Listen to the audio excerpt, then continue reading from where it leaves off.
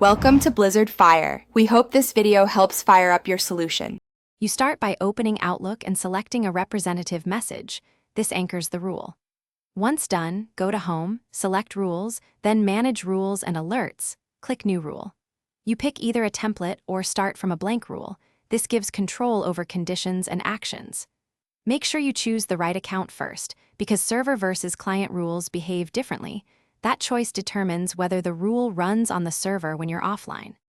Now you define the how.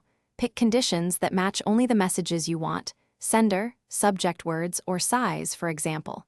Then select actions like move to folder, categorize, or forward. These determine the outcome automatically. Add exceptions to prevent incorrect processing, and use run-on messages already in inbox to apply the rule retroactively. Once you've configured those options, use the preview pane to confirm behavior, because precise conditions avoid lost mail and reduce false positives. Finish by naming the rule clearly and checking turn on this rule before clicking Finish. That activates it immediately. Once done, test with Run Rules Now for selected folder and adjust order if another rule preempts it. Rules run top to bottom. If it fails, make sure your account supports server-side rules, check mailbox quota, and confirm conditions match real messages.